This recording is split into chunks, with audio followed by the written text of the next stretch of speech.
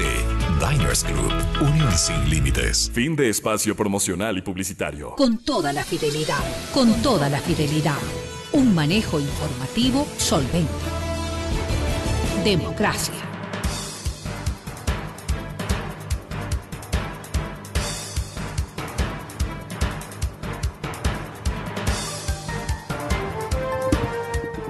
Buenos días nuevamente, amigos. Ya estamos nuevamente aquí para conversar. Está con nosotros ya el asambleísta electo Fernando Villavicencio. Están en contacto también el señor doctor John Marulanda y el periodista Arturo Torres. El tema: fiscales del Ecuador y Colombia se reunieron por el caso Uriel. Y esto tiene que ver con lo que conversábamos en el panel anterior, porque esto también podría tener un cambio. No sé si no de los resultados, sino del juego político, si se aplica lo que decíamos antes, estrictamente la ley.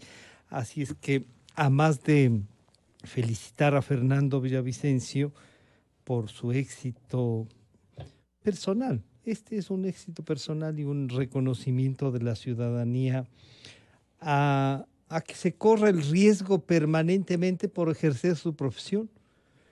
Muchos podrán estar de acuerdo, otros no, pero se las ha jugado y ahí está. El pueblo ecuatoriano ha respondido y es uno de los asambleístas electos. Así es que, Fernando, bienvenido, buenos días.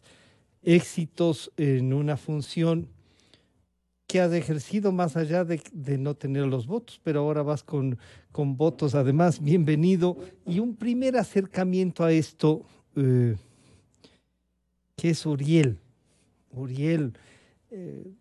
Llega en un momento político difícil para el Ecuador, que no logramos todavía salir de la primera vuelta, y hay una segunda. Mientras unos ya están trabajando, los otros están discutiendo a ver qué pasa. Bienvenido, Fernando, buenos días. Primero déjame responder a tus palabras. No hay que ser malagradecido en esta vida, y mucho menos cuando uno ha sufrido y sabe el valor del término gracias y de por qué uno está en el sitio que se encuentra. Este triunfo, si la palabra, el término encaja, triunfo, esta victoria política, electoral, no es mía, es una victoria de la gente buena. Creo que soy el único asambleísta que llega no arrastrado, para utilizar un término muy popular, por la plancha presidencial. Quintuplico en votos a mi candidato presidencial. Creo que alguien está con dolor de cabeza. Sin duda, si tú puedes advertir cuando se proclaman los resultados del exit poll correísta, aparece el capo de la banda y dice, el denunciólogo no entró. Y festeja y baila y pone reggaetón y todo, ¿no? Entiendo que allí estaba. Pero no, cuando los votos se dan, pues ahí estoy con una importante votación, un voto muy sensato, muy consciente, quizá el más consciente de este país, y lo cual convierte en mi posición en el Parlamento con una altísima dosis de responsabilidad con la patria y con el periodismo que he ejercido desde hace 14 años de forma más valiente. Sí. Gracias a ti, Francisco, de todos los colegas, incluso a los que no votaron por mí. Gracias, no voy a defraudarles, créeme. Y eso es importante en política, porque las expectativas siempre son a veces muy altas y uno espera cosas, pero sí, Fernando va a estar entre los 137 y habrá que trabajar para que en esos 137 la voz permanente, no solo de denuncia, sino también ya del aporte, ¿no? Porque acá viene también la otra parte. Sí. Es el aporte y el continuar, porque no hemos logrado desactivar este nudo que tiene la democracia ecuatoriana, Fernando. Sí, hoy he escuchado en la mañana a quienes me antecedieron en este panel, y coincido en el sentido de que estamos frente no solo a un Estado fallido, casi a una sociedad fallida.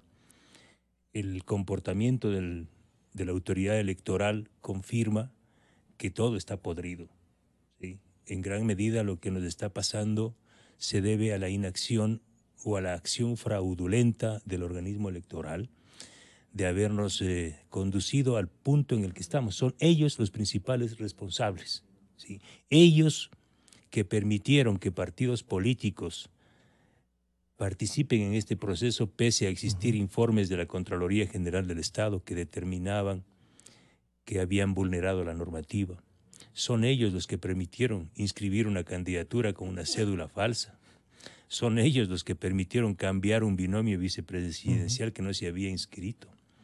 Son ellos los que permitieron que se altere y se provoque a la población de la forma más inmunda al haber permitido que se haga campaña ofreciendo $1,000 para 1 millón de familias ecuatorianas empobrecidas. Eso es una afrenta a la ética pública. Son ellos los que permitieron en silencio que se conviertan los centros electorales, los centros del partido número 1-5 en dispensarios de pruebas COVID.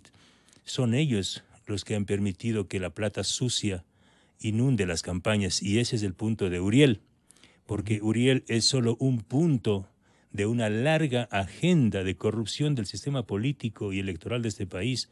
No es que empieza, que se vuelve prácticamente una pandemia desde la primera elección de Rafael Correa y Lenín Moreno. Nosotros como periodistas hemos presentado abundante información de cómo la primera campaña electoral de Correa Moreno estuvo marcada por la corrupción con aportes de Odebrecht. Lean un reportaje nuestro de hace varios meses de la reunión secreta entre Marcelo Odebrecht y Rafael Correa, donde nosotros presentamos evidencia de que incluso en la primera campaña ya hubo apoyo económico de la multinacional Odebrecht. Y también en esta campaña se confirmó, no solo por las publicaciones de los periodistas, hay un informe de la comisión especialísima presidida por Francisco Huerta sobre el caso Angostura. Hay procesos judiciales en Colombia, los colegas que me acompañan en este diálogo lo van a confirmar, son expertos en el tema, que hubo presencia de recursos provenientes de la narcoguerrilla, y no hablamos de la guerrilla o de movimientos insurgentes, sino de movimientos terroristas que apoyaron la campaña, la primera campaña. Así es que ahora que se denuncia por parte de una prestigiosa revista, ahí me sorprende que el candidato presidencial Andrés Arauz, yo pensaba que era un hombre formado en la academia, ¿no?, hable de fake news. O sea, aquí no hay ninguna falsa noticia, aquí hay información. Son campeones para, justamente, ellos generan las falsas noticias y después dicen que todo es falso, ¿no? Las falsas noticias son oficiales. Aquí estamos hablando de información bajo cadena de custodia de la Fiscalía de Colombia, es decir, no estamos hablando de un medio de información que ha sacado esta información. Pero bueno, esto simplemente de entrada planteo esto. Yo quiero saludar a John Marulanda, al doctor Marulanda, y a Arturo Torres, al colega periodista Arturo Torres. John, bienvenido, buenos días. Esta primera intervención de Fernando Villavicencio, a quien le felicitábamos por haber sido electo, como él mismo nos recordaba, más allá del partido o lo que sea.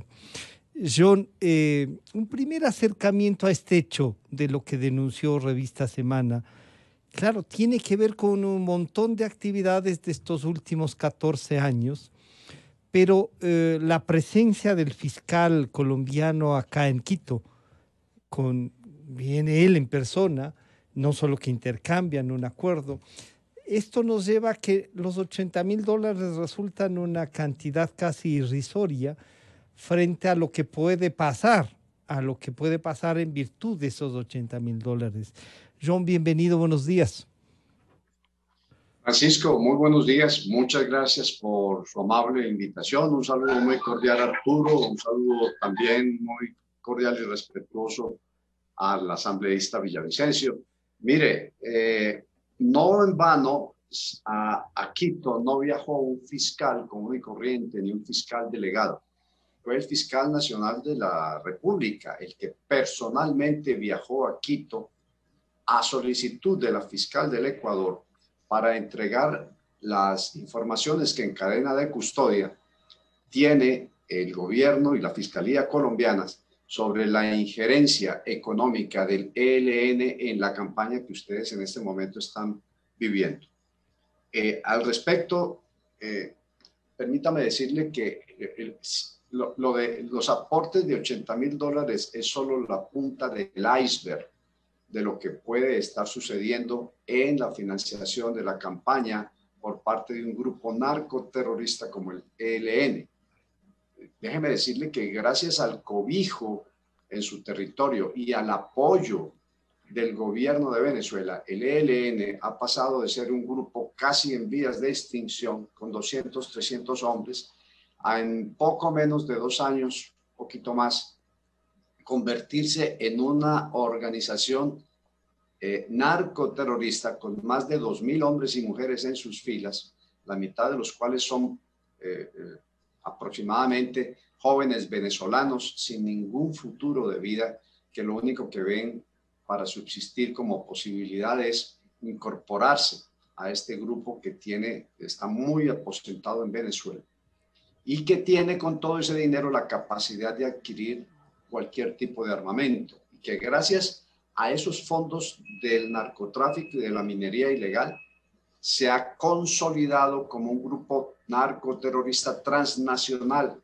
que se mueve desde Venezuela, desde los estados Bolívar y Amazonas y 12 estados más en donde hace presencia, y reparte las bolsas alimenticias del gobierno venezolano a hacer presencia fuerte en la frontera con Perú, en la provincia de Loreto, allá en la trifrontera entre Ecuador, Perú y Colombia, en las provincias de Sucumbíos, de Carchi, de Esmeraldas, al frente del Caquetá, Cauca y Nariño, Colombia, que esa región es crítica porque por ahí sale, por ese piso, ese andén pacífico binacional, sale más del 70% de la cocaína que se produce en Colombia. Con esos antecedentes, ya pueden ustedes imaginarse la cantidad de dinero que maneja este grupo narcoterrorista del ELN, cuyas cabezas confesas de terrorismo están siendo protegidas en Cuba. De ahí se pueden ustedes conformar el panorama de lo importante que está sucediendo en Ecuador, no solamente en primer lugar para los hermanos ecuatorianos, sino para toda la región. Si una célula pequeña, no importante, muy mediática como es la de alias Uriel, aportó $80.000, imagínense ustedes que no puede estar aportando las organizaciones, las estructuras más gruesas del ELN, como el Frente Nororiental, que es el que se mueve por toda esa región y que tiene grandes cantidades de dinero. Y ustedes saben que el dinero del narcotráfico tiene miles de caminos para lavarse y para llegar a donde quiera llegar, especialmente en un país como Ecuador, que tiene una economía dolarizada.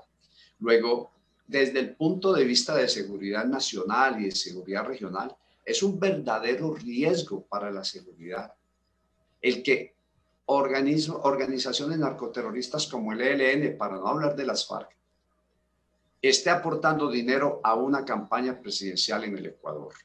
Es sumamente grave. Aquí tenemos una experiencia amarguísima. Aquí tuvimos un presidente que fue elegido con aportes del cartel del Valle, es el presidente, ustedes lo conocen muy bien, y forma parte del famoso Grupo de Puebla, y fue el que salió a decir hace poco: ya reconquistamos a Bolivia, ahora vamos por Ecuador. Sí. Y de ese Grupo de Puebla forma parte el expresidente Correa. Que digan lo que digan, las pruebas son irrefutables. Recibió aportes a su campaña de las FARC. Y ahora su delfín recibe aportes del ELN.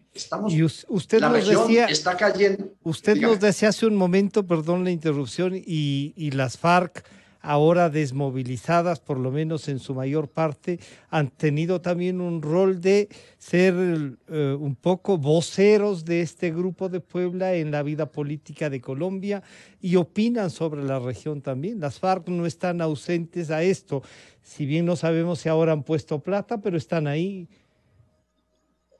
Sí, Francisco, lo que pasa es que aquí hay una componente, un plan, una estrategia del Foro de Sao Paulo, un plan del Grupo de Puebla para la retoma del poder por la izquierda, que ahora se disfraza de progres y bueno, todas estas cosas, y cuya moral acepta que el narcotráfico, como lo hace desde hace muchos años la izquierda continental, es un un método de adquirir recursos y sostener su revolución y un problema para debilitar a su enemigo, que son los Estados Unidos.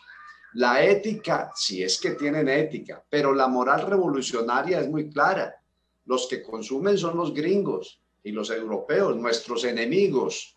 De modo que no hay ningún problema en obtener recursos del narcotráfico, porque esos recursos nos sirven a nuestra causa y debilitan a nuestros enemigos. Y hoy en día es lo que estamos viendo, y es el gran riesgo que tenemos, y es de que el poder político de la región sea cooptado o llegue a ser manipulado por el crimen organizado transnacional, como está sucediendo en Venezuela.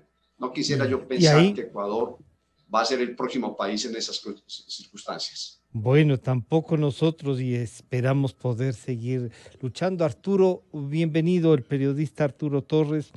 Muchísimas gracias por acompañarnos en este recuento. Y si uno ve, claro, uno de inmediato vuelve a Angostura, vuelve a la campaña, como nos recordaba Fernando Villavicencio, a la campaña del 2006-2007, y todo esto que se dio, y todo lo que hemos ido descubriendo, más estos $80,000 que, como coinciden algunos, dicen, no, los $80,000 no es eso nomás, pero entonces esa plata y esa actividad con movimiento de gente tienen unas incidencias en el país.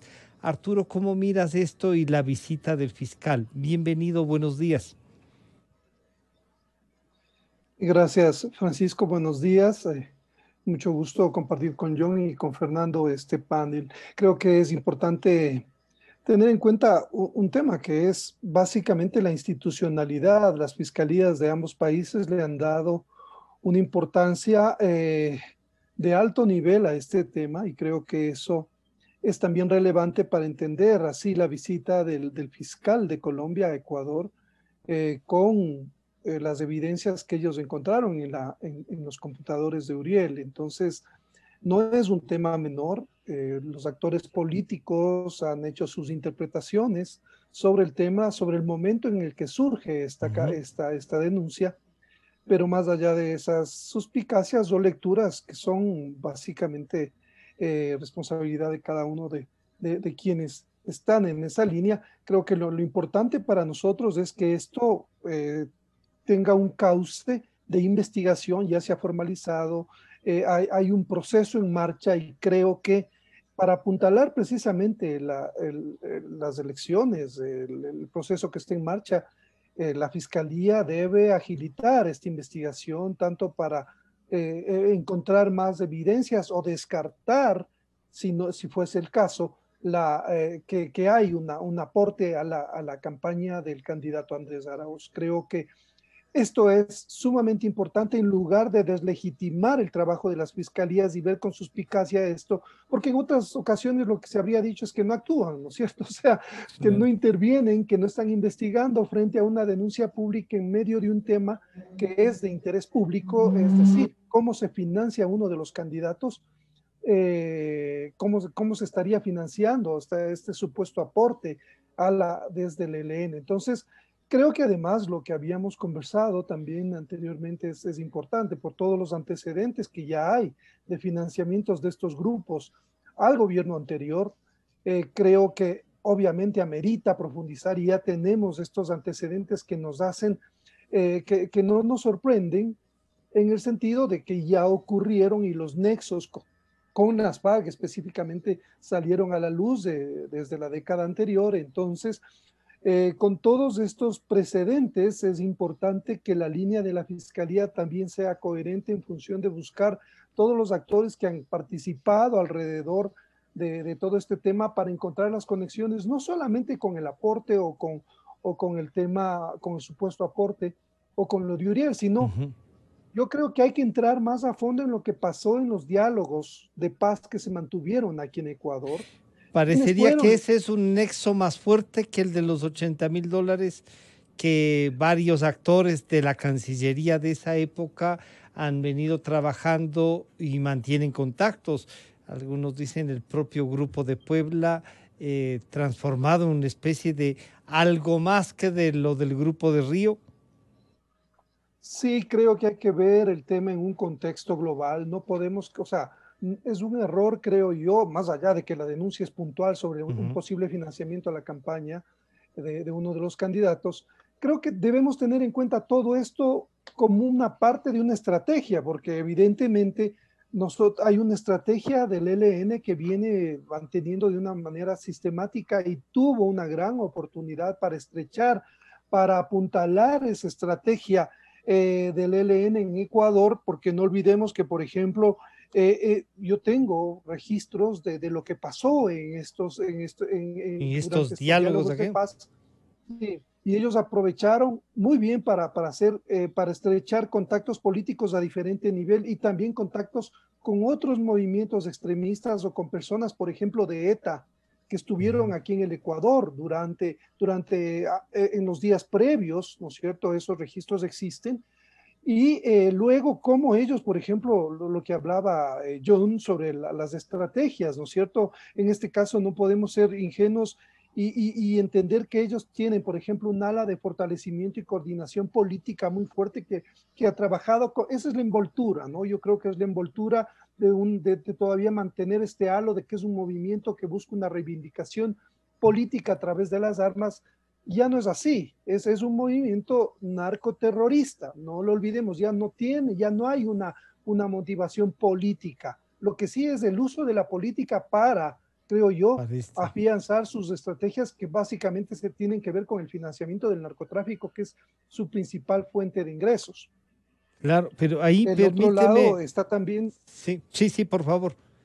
¿Cuál es lo que no? Yo quería complementar variamente con el mapeo de lo que hicieron acá. La otra parte de la estrategia es la intensificación, por ejemplo, de congresos, de acercamiento con universidades, ¿no es cierto? También el tema de reclutamiento entre el campesinado de las zonas fronterizas.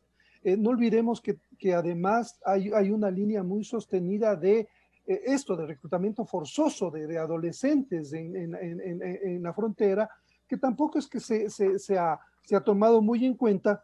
Y las zonas de influencia donde trabaja el ELN, ya se sabe, es Nariño, pero también Cachi y Esmeraldas han sido utilizados como zona de descanso.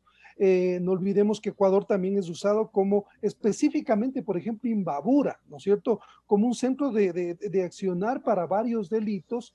Y creo que todas estas cosas deben ayudarnos a entender que cuando hablamos del ELN no hablamos de un grupo que es ingenuo ni que solo esté en Colombia. No, tiene, como en su momento tuvieron las FARC y ahora las disidencias, tienen mucha influencia en Ecuador, tienen muchos contactos en Ecuador y necesita fortalecer sus redes ahora criminales en Ecuador.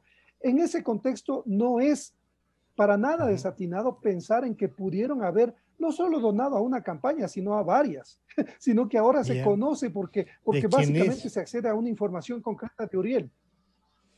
Fernando, este es un panorama que genera, claro, no solo alteraciones sociales, sino que además podría convertirse en lo que tú decías, Francisco Huerta nos hablaba de una narcodemocracia, y esta narcodemocracia puede terminar siendo, como John Marulanda dice, un narcoestado, y terminar como en Venezuela, controlados todos por una, como tú también has dicho, ¿no?, por una banda internacional que ya de izquierda no tiene nada, sino que el poder por el poder y hacer lo que les parece. Este panorama que es tenebroso, ¿cómo lo trasladamos en medio de estas dificultades económicas que tiene el país, Fernando? Creo que no es muy preciso decir que Venezuela está lejos del Ecuador. Nosotros vivimos, sin duda, los primeros momentos o tal vez los momentos intermedios del destino que hoy tiene Venezuela. Lo que pasa es que nuestras ganas de no caer más al fondo nos dicen, por favor, desviemos el curso de Venezuela.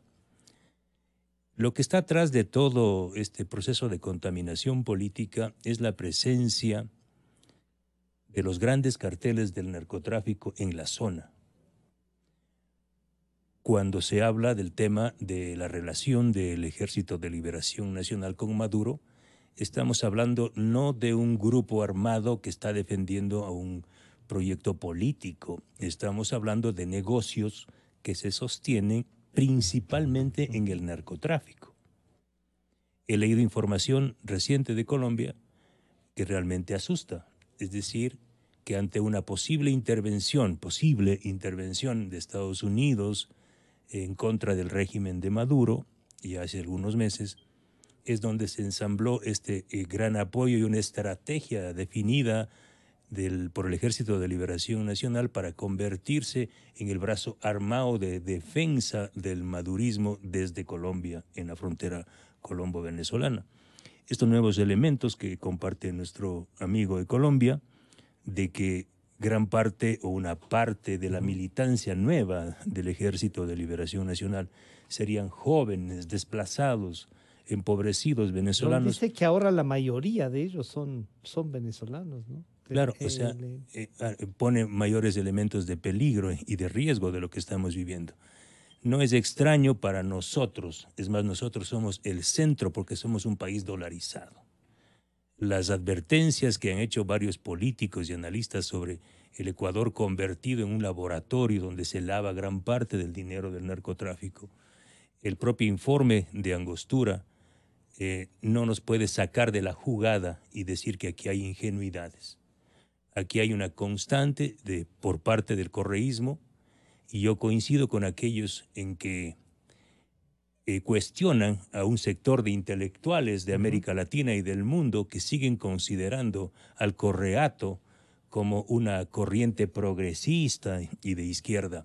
Es lo propio como las Fuerzas Armadas Revolucionarias de Colombia, el Ejército de Liberación Nacional, que alguna vez levantaron alguna bandera político-ideológica, pero luego acabaron convertidos en lo que estamos coincidiendo todos. Creo que nadie duda que ellos son un instrumento narcodelictivo, sirven intereses precisos. Yo debo decir, con el dolor del alma, aunque les duela a los llamados intelectuales, el correato no es ninguna expresión político progresista o ideológicamente de izquierda. Ellos son una estructura delictiva, así han operado. Todas las campañas electorales han ganado con presencia de dinero sucio. Si no viene de este mecanismo de sobornos que lo denunciamos nosotros en Arroz Verde, el dinero proviene de estas otras fuentes que sería el narcotráfico. Pero entonces ahí, Fernando, el panorama político podría cambiar. Si se prueba en plena campaña, la ley es muy clara y dice que hay que eliminar esa candidatura, y ahí sí se va a convulsionar todo, porque si en la disputa del segundo puesto hay dificultades de no respetar, peor si es que se toma difícil decisión. Mira, independientemente de lo que haga el contencioso electoral o el Consejo Nacional Electoral, que sé que no van a hacer nada, ¿sí? Aquí lo que está en juego es un tema de verdad. Aquí lo que está en juego es la operación de la Fiscalía de Colombia y la Fiscalía de Ecuador, que están actuando en derecho ante una circunstancia que está siendo investigada. ¿No te trae una sospecha ahí de que alguien quiere intervenir en el tema interno? De que justo ahora, como dicen sobre todo los agraviados, ¿por qué ahora? Bueno, lo propio dijeron en el tema de Arroz Verde. ¿Cómo así ahora aparecen los periodistas y todo señalaron, no, aquí están los jueces y la fiscal confabulados? Las cosas surgen cuando tienen que surgir. Nosotros escribimos Arroz Verde cuando teníamos las pruebas y lo publicamos. Además, los tiempos coinciden entre las evidencias encontradas en los computadores de Uriel. ¿Cuáles son los tiempos? No estamos hablando de 20 años, de 10 años atrás, estamos hablando de meses y semanas, que entiendo que es el tiempo que le costó a la Fiscalía de Colombia procesar el material, verificar el material. Pero insisto, aquí hay que decir, aquí no estamos hablando de pruebas aportadas por un medio de comunicación. No, llegó a la mesa de redacción de la revista Semana un paquete de información y nosotros lo publicamos. No, aquí no hablamos de una filtración. Hay un proceso aquí ahí. Estamos hablando de información bajo cadena de custodia. Y solamente a un peregrino se le puede ocurrir decir que el fiscal de Colombia, el fiscal general de la República de Colombia, está interesado en intervenir en la política de Ecuador. No, yo creo que están actuando de acuerdo al derecho, independientemente de lo que pase. Pero yo soy absolutamente escéptico, no creo que la justicia electoral de este país intervenga porque han actuado a favor de esta candidatura desde el comienzo. Es decir, aquí lo único que queda es como elementos para que la reflexión sea de la gente, del electorado. Si los ecuatorianos y ecuatorianas, después de haber vivido 14 años, ¿sí? Porque hay que sumar, 14, aquí no hay que sí, decir señor. que aquí hay 14 dos. años de Alianza País en dos versiones. Exactamente, y ahora Correísmo y quieren 4 morenismo. más. Es decir, por Dios, vamos a hablar de 2 décadas de Correato, 2 décadas, porque eso es a lo que estamos expuestos. ¿Ustedes creen si en 2 décadas de Correato, en 14 años ya vividos, no han podido resolver este problema? El narcotráfico se ha profundizado. La evidencia contundente de que nadie aporta un centavo a cambio de es el hecho de lo que pasó con el aporte de las FARC. El compromiso central de las FARC con el gobierno de Correa era sacar la base de Manta. Y efectivamente eso es lo que pasó. ¿Y qué ha ocurrido luego de la salida de Estados Unidos de la base de Manta? Yo no estoy con esto defendiendo el hecho de que Estados Unidos pueda tener una base aquí. Además, estoy en contra de que existan bases.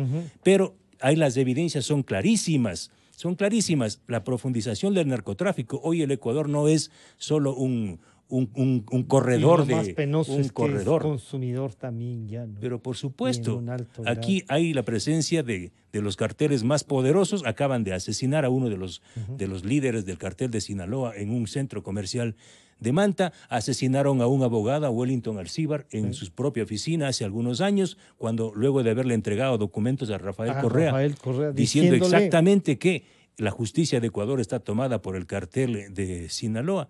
Es decir, el que no quiera ver esto, pues que se vaya de país más. Claro. Para recordar un poco lo que decía el expresidente y fallecido, para recordarle a él también, nos decía esto sobre Venezuela el doctor Gustavo Noboa. No es una república Venezuela. Esto lo digo porque hay que reivindicar la república. Venezuela es un narcoestado. Correctísimo. Es decir, no está luchándose en Venezuela por una libertad como tantas revoluciones, cuartelazos que hemos tenido en América Latina, que fueron transmisiones de poder. Está luchándose en Venezuela con un Estado que se convirtió en un narco. Y eso significa la corrupción de todos los estamentos políticos, judiciales y militares venezolanos. Este era una parte de una entrevista que ofreció a este medio y a Gonzalo Rosero, nuestro director general, el doctor Gustavo Noboa, expresidente de la República y ayer fallecido en los Estados Unidos. Doctor Marulanda, el panorama que ustedes nos han planteado entonces tiene que ver con doble lucha, una lucha de poder narcodelictivo, pero que además está incrustada con ideología, y una ideología progresista, de izquierda, lo que quieran, que justifica todo con el hay que enfrentar al imperio, y claro, y el imperio justifica todos esos medios.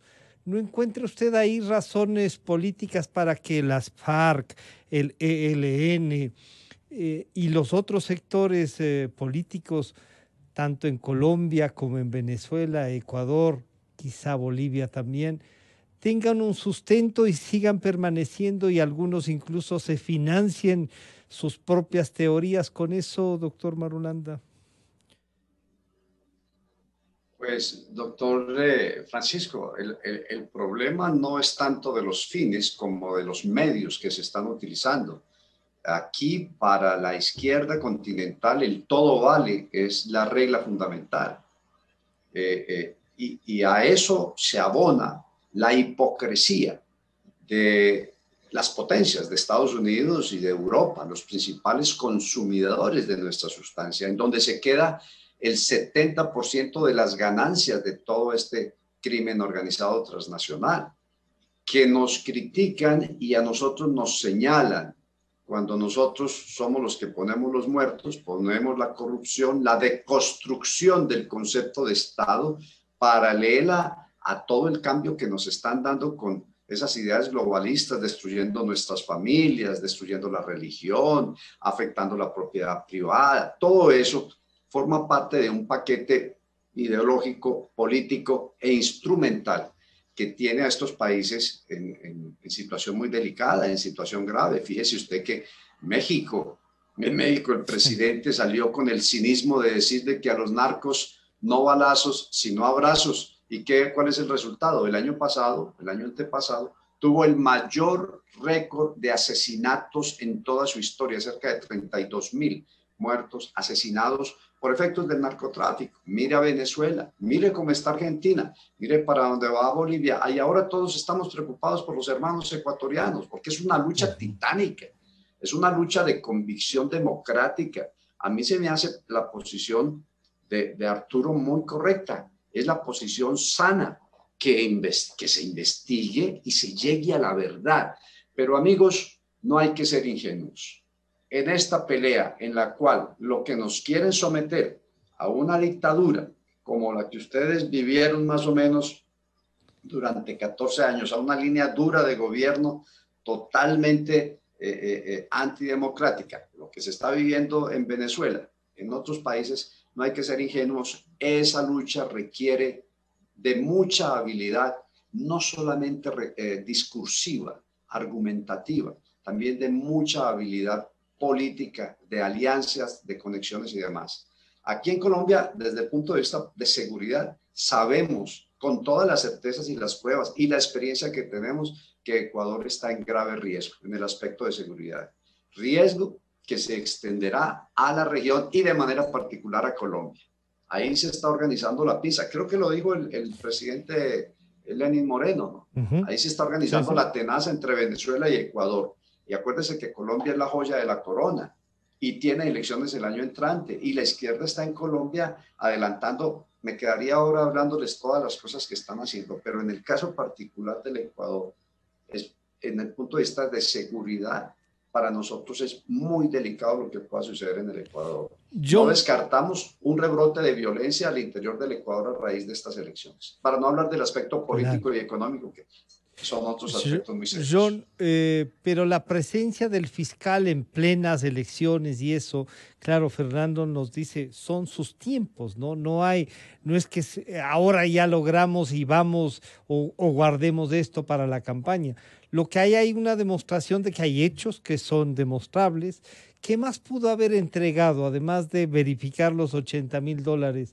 ¿Qué más pudo haber entregado el fiscal colombiano a la fiscal general del Ecuador, John? Pues de esa información de computadores, lo primero que resalta pues es lo de la campaña, que es algo, dijéramos, circunstancial, puntual en este momento. Pero de ahí salen las redes, los contactos que mantiene este señor Uriel, las relaciones de Uriel ordenadas por el COS, el Comando Central y la Dirección General de este grupo narcoterrorista, él para que adelante, es decir, toda la red de contactos, conexiones y dinámicas que puede existir entre los políticos y de otras ramas. Acuérdese usted que en la época de Correa fueron generales los que fueron al campamento de Raúl Reyes a hablar con él. Entonces, no se puede descartar de que haya información muy delicada sobre militares, magistrados, políticos, funcionarios del alto gobierno que han venido manteniendo, sosteniendo o ocasionalmente han tenido contactos con el ELN, no solamente con Uriel. Uriel, como les dije, es una célula relativamente pequeña, sin mucha fuerza militar, pero como era el más mediático del ELN en su momento, en un área que el ELN está controlando de manera progresiva y avanzada, que es el Chocó, y que es muy importante porque pues, por ahí está saliendo toda la mayoría de la cocaína colombiana. Están controlando el puerto de exportación, claro. John, ese andén pacífico, especialmente binacional, y rescato lo que decía Fernando, con la salida de Manta para el narcotráfico del Pacífico se abrió la ruta de las Galápagos, que sigue sin controlar. Es que más del 70% de la cocaína que produce Colombia sale por el andén Pacífico.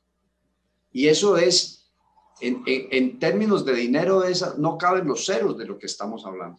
Y Ecuador, desafortunadamente, es un país pequeño de territorio, rodeado por los dos principales productores de cocaína en el mundo. ¿Cómo le parece a usted? Colombia y Perú. Claro. Y es el único país con la economía dolarizada, lo que es una gran facilidad para el narcotráfico. Entonces, ustedes están en un serio problema ahí. Bueno, sí. Se podría conducir a algo que se sospecha ya, que hay empresas, empresarios y, ¿qué podríamos decir? Inversiones les podríamos llamar, de tanto de lo que eran las FARC, que mantienen sus contactos, y los contactos del ELN con inversiones aquí. Buena observación, Francisco.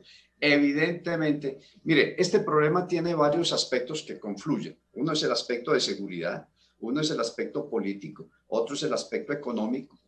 El aspecto político y el aspecto, los tres están ligados, ¿no? Son amalgamados ahí en la situación. En el aspecto económico, evidentemente, Ecuador es un paraíso para lavar dinero. La última vez que estuve en Quito, no sé si hablé contigo sobre eso, pero a mí me llamaba la atención tantas construcciones, tantos edificios de apartamentos modernísimos, y de noche salíamos y apagados. Eso es indicial. Las motos de 4 tubos, los carros último modelo, las mujeres siliconadas, todo eso son indicios de pronto pequeños, pero como uno está en este mundo desde hace tanto tiempo, uno empieza a mirar esas cosas y dice, es el Medellín antiguo. Yo no sé si es el Medellín antiguo, pero esos indicios... Esos caen, ¿no?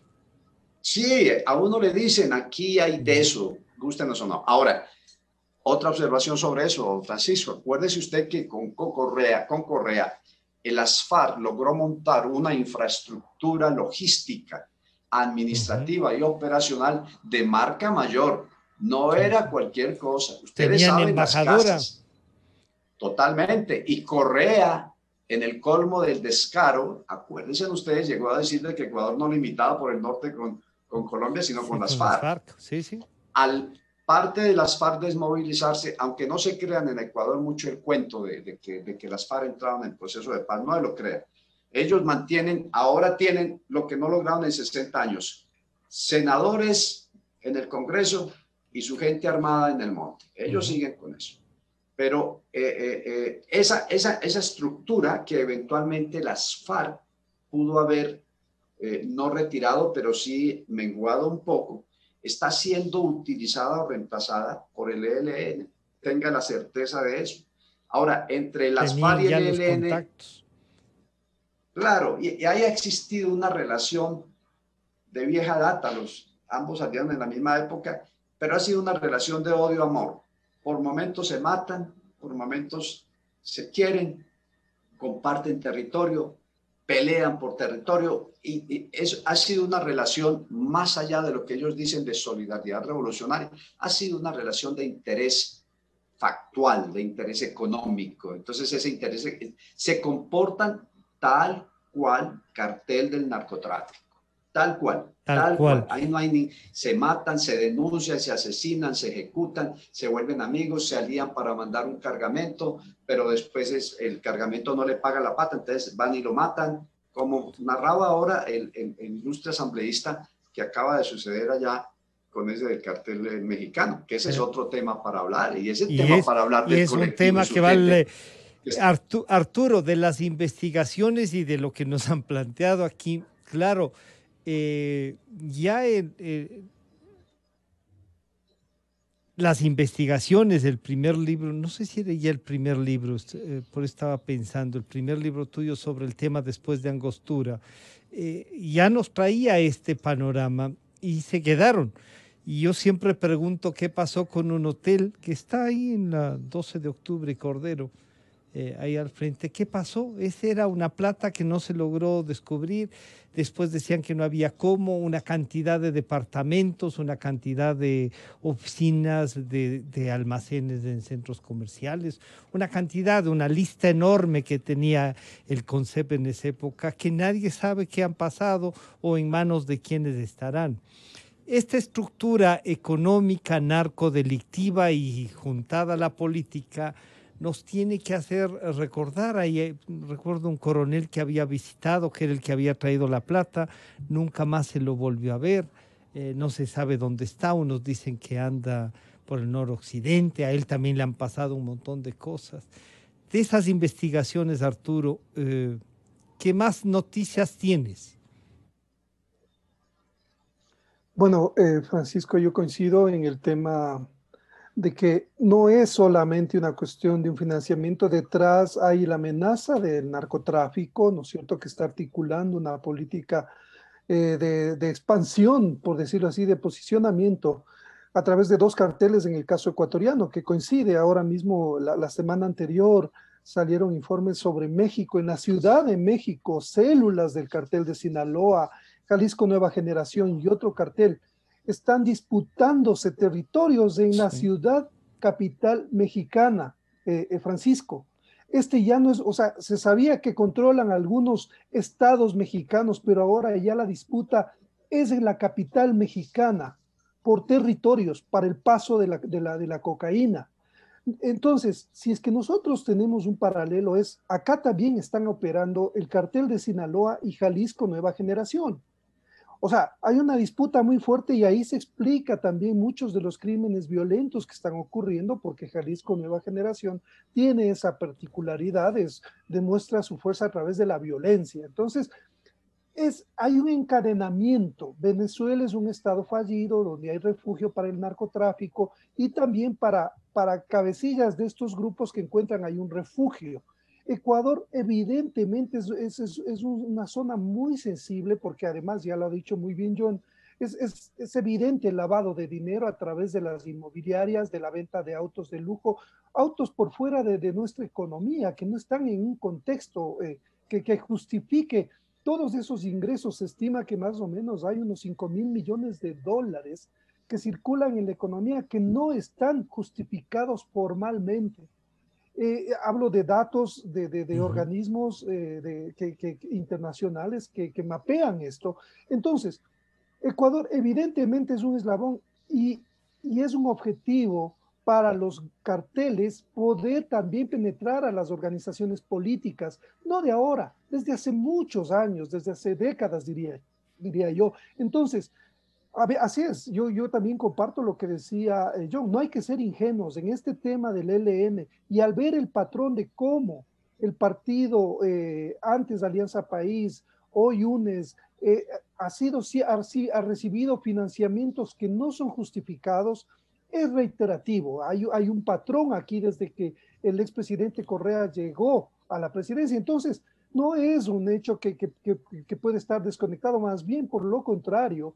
Hay demasiadas evidencias que nos dicen que esto pudo haberse repetido también en la actual campaña. En la campaña y básicamente, como yo decía hace un momento, eso tienen que establecer evidentemente las autoridades, pero sí es preocupante y nos hace ver que Ecuador está en una zona de mucho riesgo y es muy vulnerable precisamente porque sus instituciones, como el Consejo Electoral, cuando ya hubo las denuncias sobre el financiamiento a la campaña del expresidente Correa de las FARC, lo que pasó es que básicamente se cerraron los expedientes, nunca se prosperó ni en lo electoral ni en lo judicial, porque ya sabemos lo que se vino, un control completo de los organismos de control. Entonces, ese es el riesgo que ahora tenemos nuevamente si es que no se investiga de una manera acelerada, porque lo que se viene es si es que llega nuevamente, creo yo, el correísmo, ellos van a tratar de nuevamente cambiar autoridades judiciales, todo tipo de representantes. Van a querer cooptar nuevamente para que respondan a ellos. Ya lo hicieron. Si alguna cosa tiene de diferencia el presidente Moreno es que abrió esta parte, esta puerta, esta ventana, lo que queramos llamarle, para que no sigamos un rumbo. Pero lo peligroso está ahí, está vigente, Arturo. Y frente a esto, no hay siquiera, no sé si tú has tenido contacto con las Fuerzas Armadas, con las fuerzas de seguridad, que digan, estamos atrás, y a lo mejor pueden llegarnos a decir, pero ya no depende de nosotros que se pueda actuar. Aquí hay un punto que es neurálgico que acabas de topar, Francisco. El anterior gobierno lo que hizo es desmantelar los sistemas de inteligencia.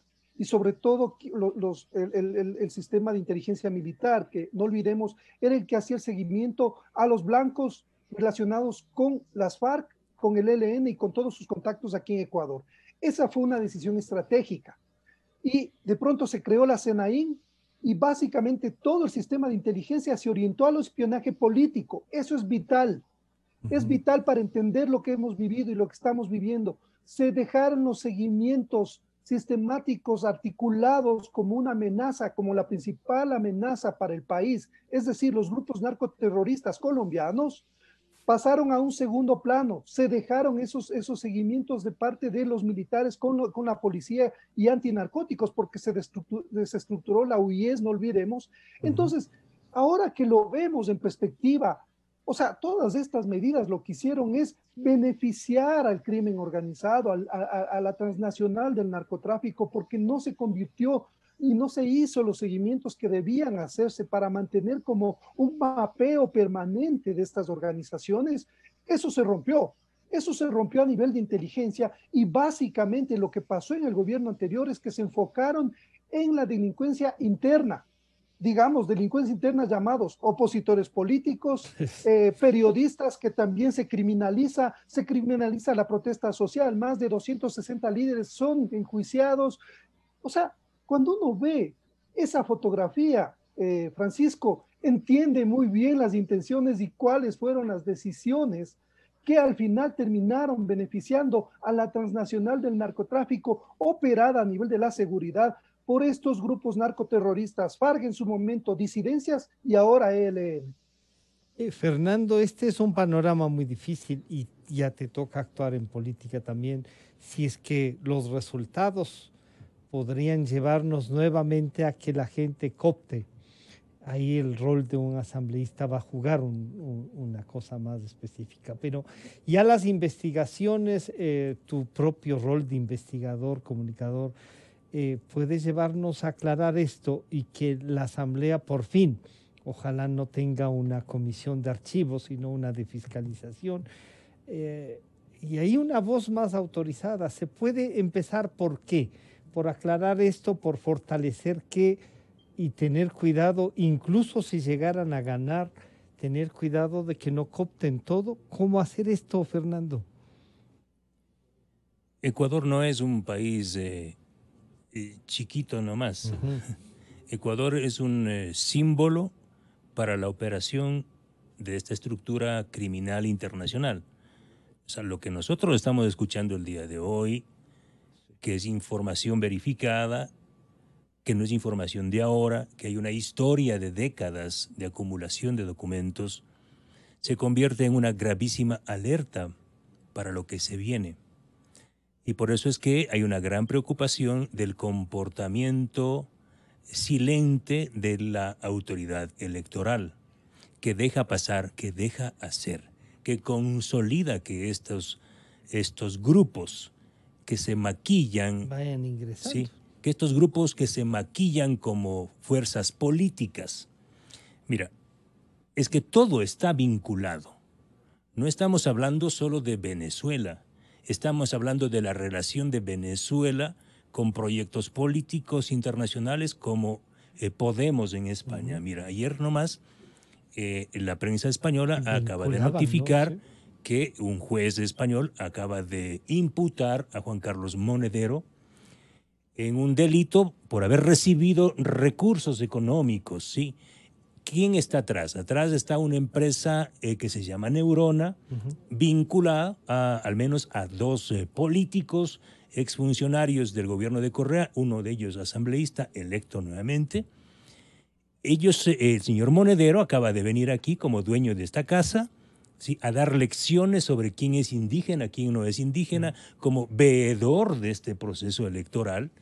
Estamos hablando de una agrupación política ecuatoriana, entre comillas política, para mí es una estructura criminal, que forma parte de una multinacional política, ¿sí?, que maquilla la estructura de una multinacional del delito. Sale a aplaudir, ya lo ha dicho John Marulanda, aplaude y defiende al proyecto ecuatoriano el expresidente colombiano Ernesto Samper, quien todo el mundo sabe que llegó como llegó a la presidencia, ¿sí? Hay investigaciones. Los Rodríguez Orejuela le llevaron, ¿no? Pero por supuesto, es decir, el país no puede perder de vista estos elementos que están ahí, que son muchísimos. Por eso es que la alerta en Ecuador es clave. Este no es un proceso electoral cualquiera. Yo tengo serias esperanzas, muchísimas esperanzas, de que ese 70%, yo creo que es mucho más, creo que el correísmo fue el principal beneficiado de este cuasi fraude que se está hablando acá en el país. Yo creo que ese 70% de ecuatorianos y los sectores políticos no van a perder la memoria. No creo que la amnesia les llegue. Confío en que como ciudadanos, como seres humanos, como civilización, este país necesita un camino de paz y si han tranquilidad. comenzado ya a entregar los $1,000? No va a haber, porque ese fue un cuento. O sea, ahora el país va a entender que fue un cuento, que le cambiaron el valor por un precio al voto. El Ecuador necesita, ¿sí?, un camino de paz, de tranquilidad, de justicia y de derecho. Los ecuatorianos ya hemos sufrido demasiado. Sin a los ecuatorianos que han mirado y miran lo que pasa en México, lo que ha pasado en Venezuela, ¿sí? Si eso no les conmueve y no les duele, entonces hagan lo que quieran. Pero a los ecuatorianos, a la gente buena de este país, sí nos duele esta patria. Yo creo que hemos sufrido demasiado. Nosotros no queremos que vuelvan a allanar las casas de los periodistas, de los disidentes, que asesinen a militares por haber investigado y denunciado la compra de helicópteros, que asesinen a periodistas, que persigan, que judicialicen, que se roben la plata de las grandes obras, que le dejen sin el Cristo y la limosna a esta patria. Yo creo que muchos ecuatorianos, la gran mayoría de ecuatorianos, no queremos volver a vivir lo que ya vivimos en estos 10 años. Y por eso convoca y eso exige a los líderes políticos ahora, más allá. A mí me duele que vengan ahora a hablar de legitimidad del Consejo Nacional Electoral. O sea, ¿de qué legitimidad están hablando si todo está podrido? Que no se cumple la norma, que primero tenían que haber proclamado los resultados. En este país, que no existe legitimidad desde hace 14 años, ahora vienen a hacerse las monjitas de la caridad. Aquí había un acuerdo político porque la política está por encima de todo y la palabra está por encima de todo. Había un acuerdo político entre Guillermo Lasso y Yacu Pérez, validado por el Consejo Nacional Electoral. Y ahora viene un consejero y se va. El otro se queda mudo. Otro vota en contra. O sea, así no podemos estar. Por eso yo he anunciado el día de hoy en Ecoavisa y lo ratifico aquí, que lo primero que haré en los próximos días, ya cuando esté formalmente en la Asamblea, es iniciar un juicio político y la destitución de los miembros del Consejo Nacional Electoral y del contencioso electoral. Esto no puede seguir, así no podemos seguir. John, acá ya tenemos, ve usted, otro tipo de problemas que se van a derivar de eso, y eso que no hemos topado, el más grave, que es el económico y el social. Pero, John, ¿usted encuentra entonces un acuerdo que puede funcionar entre las dos fiscalías y los estados se refuerzan, las Fuerzas Armadas intervienen, la policía también, una reactivación para defendernos como sociedades de esto, teniendo una estructura, no sé si decir ya recuperada, porque es muy difícil, pero alguna estructura que pueda responder a esta necesidad? ¿Los dos países estamos en obligación de actuar juntos, John? Evidentemente, Francisco, yo veo a corto plazo dos riesgos inminentes para el Ecuador. El primer riesgo es la violencia. Que el Ecuador salte por X o Y motivo, por defender o por detener o por lo que sea, salte a la violencia. Y de hecho, déjeme decirle que tenemos información que nos llega cada día más frecuente sobre un tal colectivo insurgente que estaría actuando en la frontera y que es un grupo armado organizado por el ELN. Tienen que ponerle mucho cuidado a eso. Las Fuerzas Armadas deben actuar con contundencia frente a estos grupos armados que pasan de Colombia al hermano de Ecuador y que les han ocasionado tantos dolores de cabeza. Ese es un riesgo inminente que yo veo. Y lo otro que usted me acaba de decir, Francisco, es urgente que se establezcan alianzas a nivel internacional. Este problema no es solo del Ecuador, este problema es de la región y si se quiere es un problema global. Aquí hay países que nos pueden ayudar mucho, con los cuales hay que entablar inmediatamente alianzas, acuerdos, convenios de ayuda mutua para defender los regímenes democráticos en estos países. Brasil es un país al cual nosotros debemos mirar, no solamente porque es la potencia de América Latina, sino porque ha mantenido en manos de Bolsonaro, que tiene por supuesto sus problemas a mi modo de ver y sus errores, pero quien no, pero ha mantenido, ha impedido que la izquierda siga en Brasil después de lo que hizo Ignacio de Lula y su sucesor. De modo que con ellos hay que hacer alianzas, alianzas de todo tipo, alianzas de tipo político, alianzas de tipo económico, alianzas de tipo militar y de seguridad. Esto mismo se lo he recomendado aquí a los dirigentes de Colombia. Tenemos que mirar más a Brasil. Claro que es que Colombia tiene unos problemas muy si ustedes creen que el Ecuador está en problemas, no les quiero hablar de mi país, pero lo que pase en Ecuador va a afectar directamente a Colombia. De eso sí tengan la certeza. Y lo que pasa en Colombia pues, también necesariamente afecta al Ecuador, especialmente por aquello del narcotráfico. La colaboración entre las autoridades judiciales debe fortalecerse y debe seguir naturalmente. Y la colaboración entre las fuerzas militares y de seguridad debe incrementarse entre los dos países. El enemigo es común. De modo que ahí hay un panorama de trabajo muy interesante a corto y mediano plazo.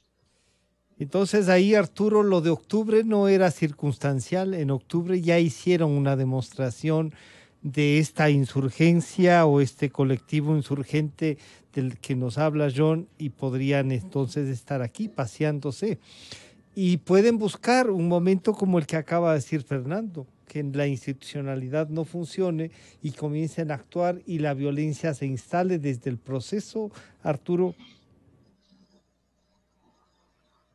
Bueno, yo creo que siempre estos grupos van a estar jugando, tienen una estrategia muy bien marcada y creo que hay que tomar muy en serio las advertencias que nos da John sobre cómo básicamente este plan regional, ¿no es cierto?, no puede ser enfrentado por los países solamente, o sea, porque ellos ya tienen un plan muy organizado a nivel de varios países, no solamente en el tema político, sino que se mueven a diferentes niveles. Uno es el nivel político, el otro, como mencionaba Fernando, él cree que es una organización criminal, ¿no es cierto?, que utiliza la política para posicionarse y para perennizarse en el poder.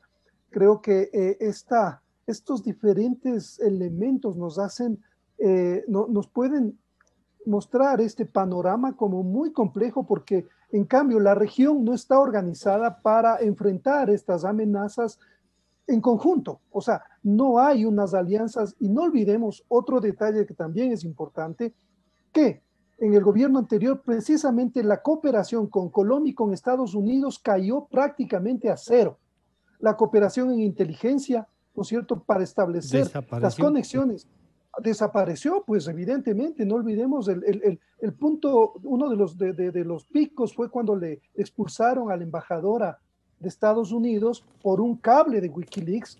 O sea, es eso, ahora viéndolo en la distancia suena como impresionante, cómo apelando a la soberanía se expulsa a la embajadora, se expulsa al grupo militar de Estados Unidos, se acaba básicamente la cooperación, algo se mantiene con antinarcóticos, pero básicamente las relaciones se rompen, de hecho, con Estados Unidos y peor con Colombia. Fueron años, nuevamente, que capitalizó ¿quién? El crimen organizado, porque ellos son los que se benefician de estas equivocaciones o de estos exabruptos políticos para precisamente aprovechar. Ecuador se convierte en una pieza clave, fundamental, precisamente por la debilidad de sus instituciones para controlar y la permeabilidad de la clase política para recibir recursos del narcotráfico, del lavado de delitos. O sea, es ideal, la ley está hecha para eso. O sea, pese a que somos una zona o un país tan vulnerable al ingreso de capitales del narcotráfico. Sin embargo, las instituciones no han caminado en el sentido de fortalecer las investigaciones para precisamente atacar estos delitos de una manera mucho más eficaz y eficiente. Entonces, la cooperación internacional se vuelve vital para la sobrevivencia de este Estado y de nuestros vecinos, porque la transnacional del narcotráfico está tomando mucha ventaja frente a esta desunión y a la incapacidad de nuestros países de encontrar una estrategia regional para enfrentar esta que es la principal amenaza para las democracias y las subsistencias del Estado como tal. Contigo terminamos, Fernando. Entonces, un último mensaje para agradecer tanto a John como a Arturo. Un último mensaje, ¿qué hacemos? Primero hay que resolver el tema electoral para luego enfrentar incluso el financiamiento de esta propia campaña, Fernando. Es incansable el trabajo que puede hacer el periodismo y la gente de opinión. Sin duda, gran parte de la cosecha buena que tenemos es el aporte del periodismo de investigación de este país y de América Latina.